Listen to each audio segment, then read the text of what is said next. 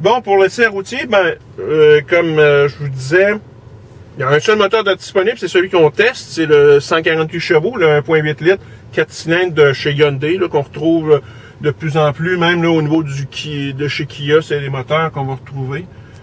C'est des moteurs qui veulent plus économiques d'essence tout en ayant un certain agrément de conduite. On va le voir. Nous, il est équipé de transmission automatique 6 vitesses. Et on va faire aussi un test parce qu'il y a le bouton Eco Active, ou Active Eco, si vous l'aimez mieux en anglais. Et on va faire ce test-là. Oui, notre modèle est équipé là, du bouton aussi, que vous voyez, qui va moduler, si on veut, va modifier la force là, au niveau de la servo-direction. Donc, on a 3 modes, le Sport, le Comfort, puis le normal. Le Comfort, c'est vraiment pour les, je vous dirais, là, pour les gens qui aiment, en tout cas, théoriquement, qui devraient aimer là, quelque chose de moins senti.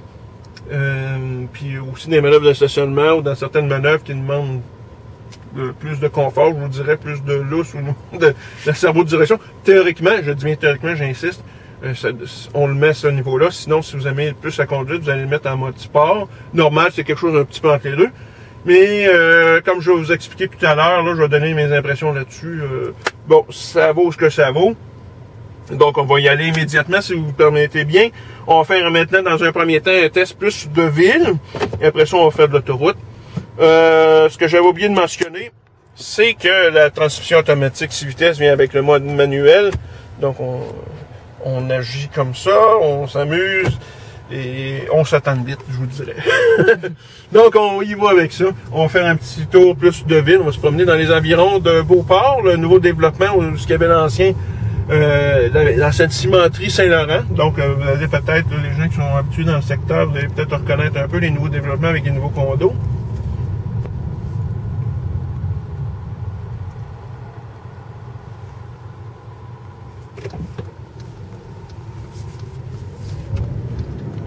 Donc, je vous dirais d'emblée, la première et la deuxième vitesse, ça, si on le met en mode tout automatique, la transmission, ça répond bien. C'est après que ça se gâche un petit peu, ça devient un peu plus lourdeau. Là. Vraiment, à partir du 3e, 4e rapport, on voit que la transmission automatique qui a été mise dans ce modèle-là était vraiment conçue dans le but d'économiser de l'essence, être économique à ce niveau-là. Donc, si vous devez vraiment accélérer de façon subite pour un dépassement à quelque chose, mais c'est un peu à prévoir. Au niveau du freinage, là, on fait le test un peu. Ça freine bien en situation normale. La direction, là, je l'ai mis en mode sport. Et ça, c'est ce à quoi je voulais en venir tantôt. Moi, je préfère le mettre en mode sport parce que on sent un petit peu plus de raideur, mais je vous dirais que là, de façon générale, on sent vraiment pas grand-chose. Pas beaucoup de différence entre le mode confort, le mode normal et le mode sport au niveau là, de la dureté, je dirais, là, la servo-direction. Donc, si vous aimez moindrement là, la conduite, mettez-le en mode sport, puis on joue plus avec ça. Ça, c'est comme pour les changements de vitesse. C'est un mode normal, comme genre manumatique, là, comme on appelait souvent là, chez Hyundai. Où moi, je me lasse, en tout cas, de jouer avec le bras de le levier de vitesse, là. Personnellement, là, je suis pas un amateur du genre. Tant qu'à ça, je vais monter une vraie manuelle ou encore une boîte repas tissée là, avec une transmission à double embrayage qui est nettement plus agréable d'utilisation. Sinon, en conduite normale, je vous dirais que le véhicule, il n'y a pas trop de roulis. On en sent un petit peu. C'est un véhicule qui est quand même agile, vu qu'il est plus court. Il est plus intéressant à conduire. La tenue d'autre est supérieure un petit peu à l'Elantra coupée ou à l'Elantra berline. Donc, c'est plus agréable à rouler. C'est plus agile un petit peu que l'Elantra, parce que le véhicule est plus court. Donc, une bonne voiture citadine, finalement, comme l'Elantra GT, ou la i30, si vous aimez mieux, parce que c'est vraiment ce modèle-là, c'est vraiment une i30, c'est pas un Elantra. C'est comme je disais en introduction, là. Donc on voit là, c'est difficile, là, ça part bien, mais c'est difficile là, si vous devez prévoir des accélérations là, subites, une manœuvre d'urgence ou une manœuvre de dépassement là, rapide. Donc c'est à prévoir.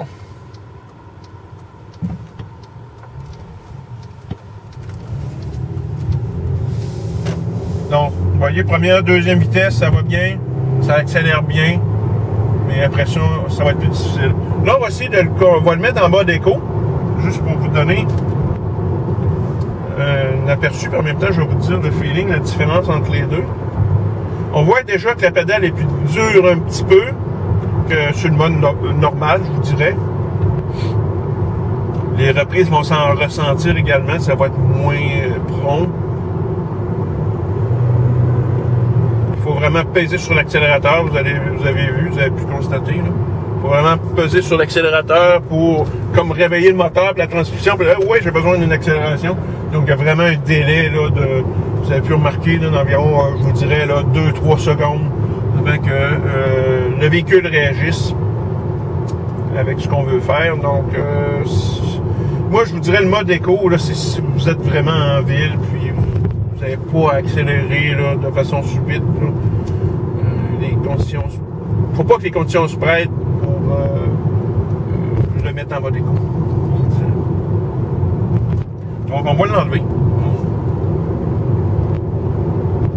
Donc là, je vais le laisser en mode tout automatique parce que je déteste là, les modes pneumatiques. Honnêtement, je suis toujours un petit peu. Oh, ben là, il faut que je change de vitesse. Ça serait probablement une question d'habitude. Je vous dirais, ben, j'ai jamais eu ce genre de véhicule-là. Bon, sur ce que je vois, on a juste pogné un petit virage, là. C'est pas un gros virage. Je vous dirais, les sièges sont confortables. L'assise est correcte. Je vous dirais, pour les gens, je suis quand même quelqu'un de 5 pieds 11. Donc, c'est correct. Ça manque un peu de support latéral, je vous dirais. C'est une voiture qui se veut un petit peu plus... amusante à conduire, je vous dirais, je dirais pas sportive, mais ça serait abusé de. Ça serait un abus de langage véritablement. On identifie le modèle GT en Amérique du Nord. Donc je trouve que ça manque un petit peu. C'est correct là pour la conduite en ville, c'est correct. Là. Les sièges sont confortables. C'est suffisant, ça supporte suffisamment bien. Mais si vous avez un tempérament un petit peu plus sportif, je vous dirais là que bon, ça prendrait du support latéral là, au niveau des sièges en avant, même à l'arrière, comme je vous disais tantôt. Sinon, bien, vous voyez, c'est quand même bien insonorisé, on n'entend pas beaucoup le moteur. Même au niveau là, du roulement, c'est quand même bien pour le genre de véhicule. Le bruit entre pas facilement dans l'habitacle. Donc, c'est bien insonorisé. Au niveau de la suspension, là, on roule sur des cracks. Là. Ça, c'est bien le fun, là, nos fameuses aspérités de la route. Ça amortit bien là, justement les fissures de la route, les bosses. Donc, on a embarqué sur l'autoroute. Là, je l'ai désactivé du mode éco, on s'entend. Vous voyez, là, les accélérations, il faut vraiment peser à fond pour réveiller le moteur. Vraiment peser sur l'accélérateur. Mais sinon, écoute, c'est parti, ça va bien. Évidemment, la consommation d'essence va subir un coup. Sinon, c'est bien. Bon, je vous dirais sur l'autoroute, c'est quand même pas si mal au niveau de l'insonorisation. Je pense que le problème, en fait, c'est au niveau de la pneumatique, un peu cheapos, là, c'est des Nexus. Donc, il y aurait peut-être moyen, mais en même temps, ça améliorerait la tenue de route du véhicule. Sinon, le véhicule tient bien sa ligne. La vitesse se maintient bien. Donc, c'est quand même là, agréable et confortable, là, surtout si vous faites normalement là, des longues randonnées dans le véhicule. Les gens en arrière, ben, mis à part le fait là, des épaules, puis peut-être la tête, mais ils vont être quand même confortables au niveau des jambes, ils ne seront pas kilosés. Donc très confortable à ce niveau-là. Dans le tenue de route est quand même bien. le feeling, si on le met en mode sport, je trouve qu'il est quand même assez bien le feeling au niveau du véhicule. Évidemment, il y a beaucoup mieux ailleurs dans la catégorie, mais je vous dirais que c'est quand même dans la bonne moyenne. Mais il faut le mettre en mode sport, parce que sinon, même s'il n'y a pas une grosse différence, ben, la différence qui existe, là, si on le met en mode confort, ben, peut-être que vous n'aimez pas ça. Mais c'est pas comme conduire un autobus, comme on peut entendre certains conseillers aux ventes chez Hyundai. Donc la différence, c'est pas ce point-là. J'imagine que ces gens-là n'ont jamais conduit un autobus ou un poids lourd, pour dire ça. C'est jamais ça. On s'entend.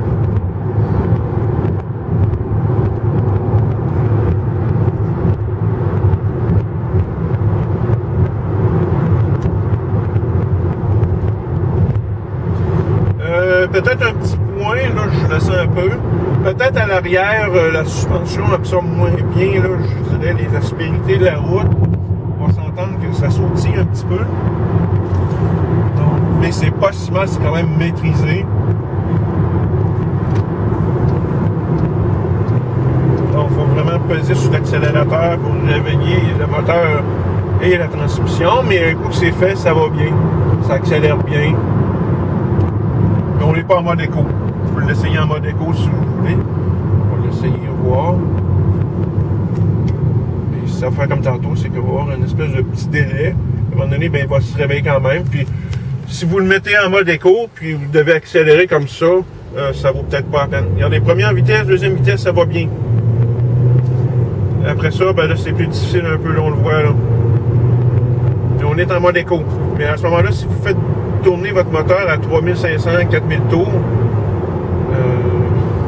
ça vaut pas, c'est rendu que pas la peine, vous économisez pas. Il faut tourner la béquille électronique, je vous dirais, là. Pour tourner le système. Mais sinon, regardez, à 100 km/h, je vais le mettre à 100 km/h. Le moteur tourne environ à 2500, 2250, 2300 tours. Ce qui est tout à fait convenable. Là, ce qu'on va faire comme test, on va aller sur le boulevard Henri Bourassa, où c'est très bosselé, je vous dirais. On va faire le test au niveau de la suspension, on va voir si à l'arrière, si ça réagit bien à 50 km/h. Donc, c'est le petit test qu'on va s'amuser à faire dans les prochaines secondes, dans la prochaine minute. Jusqu'ici, là, quand même, l'asphalte est quand même relativement belle. Je dis relativement belle, j'ai essayé sur le mot relativement. On s'entend qu'au Québec, disons que l'état des routes, des fois, laisse à désirer.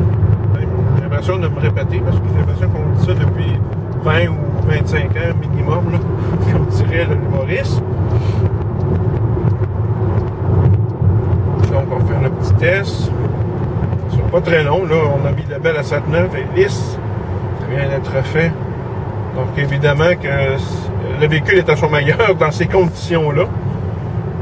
Donc, on va essayer de tourner. On va voir un petit peu la tenue de route. Là, on a assez de roulis quand même, là, comparativement à d'autres véhicules de la catégorie. Il y a mieux, là, ailleurs, là, je vous dirais, là. Il y a un peu de roulis, là. C'est quand même maîtrisé, on s'entend, là.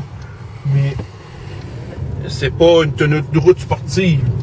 Mieux que, évidemment, la lenteur qui est un peu plus guimauve. Mais c'est pas, on n'est pas au volant d'une voiture à caractère un peu plus sportif.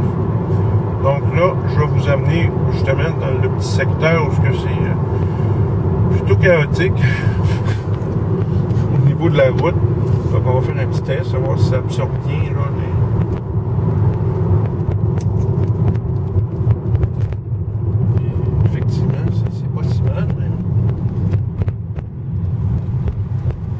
donc, on voit ici, même si c'était fait conçu pour l'Europe, le véhicule, je vous dirais, là, est quand même vraiment un compromis là, de confort et de tenue de route. Donc, tenue de route qui est très bonne dans les circonstances pour le type de véhicule, qui est un véhicule qui se veut quand même relativement économique et familial. C'est sûr que si on se dirige dans les modèles SE-Tech, c'est moins économique, là, je vous dirais, là, quand on paie notre véhicule 27 000 $ pour une compacte.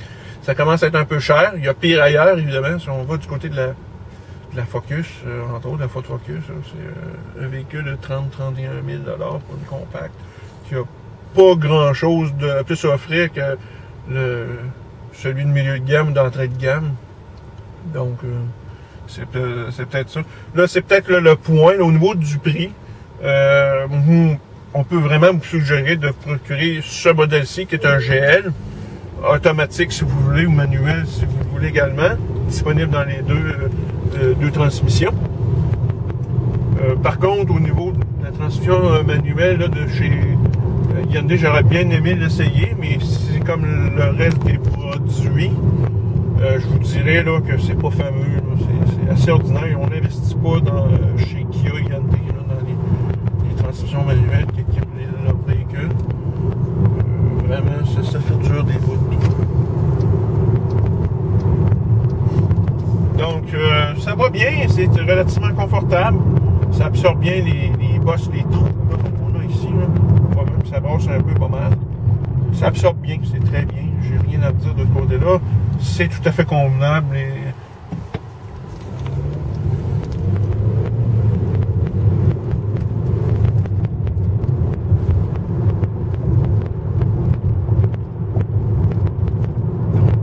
C'est vraiment un test. Un peu plus, on est dû hors route là. Ici, là, c'est vraiment magané. Oh, un petit bout d'asphalte lisse. Mais c'est vraiment un bon test ici. Voré-Bourassa du côté de Limoilou. C'est un très bon test. Vraiment très bon. Donc, en résumé, on va se quitter là-dessus. Je vous dirais que c'est un bon véhicule. C'est-tu pas mal, je vous dirais, là, heureusement, qu'on a la version GT. C'est-tu dans la bonne moyenne au niveau des compacts. Les compacts s'importent en particulier. Les principaux concurrents sont évidemment la Golf de chez Volkswagen, la Ford Focus. On a aussi la Mazda 3 Sport. Donc, c'est des véhicules qui sont, je vous dirais, sont supérieurs au niveau de l'agrément de conduite, au niveau du plaisir de conduire, la tenue de route, évidemment, c'est supérieur, ça. Mais c'est tout à fait convenable ici. On a quelque chose qui est vraiment comme entre les deux, un compromis entre un confort et une tenue de route qui est acceptable, là, je veux dire, qui est très bien, là, je vous dirais même. Mais c'est un véhicule que, si évidemment on ne va pas dans les modèles là, SE, SE Tech, là, c'est un véhicule qui est très convenable, qui va être économique, puis qui va vous donner, là, surtout sortir avec la garantie 5 ans de chez Hyundai, là, qui devrait vous donner plusieurs années là, de satisfaction, si vous avez le genre de véhicule qui est plus entre les deux. Ça permet quand même de transporter des jeunes enfants, jusqu'à jeunes ados, je vous dirais, là, sans problème. Si vous avez une petite famille de 2 enfants et moins. Donc, en résumé, c'est un bon véhicule. Ni-vous vraiment au modèle GL ou mettons GLS. Avec le modèle GLS, par contre, il va être disponible avec le toit panoramique. Ça peut va avoir des petits bruits qui peuvent être associés à ça, des bruits de craquement. Donc, si vous vraiment tenez pas vraiment là, au toit ouvrant, je vous dirais, le modèle GL automatique ou manuel va vous donner pleinement satisfaction. Il vient vraiment bien équipé là, avec ce qu'on s'attend normalement d'un véhicule d'environ 20-22 000 $. Donc, il vient vraiment bien équipé. Comme on parlait tantôt en présentation, les sièges chauffants, la prise USB, prise auxiliaire, tout ça, bon dégagement. Il y a un beau design, je le préfère beaucoup au Elantra. Moi, je pense que ça va durer plus dans le temps. Donc, en résumé, bon véhicule, je le recommande.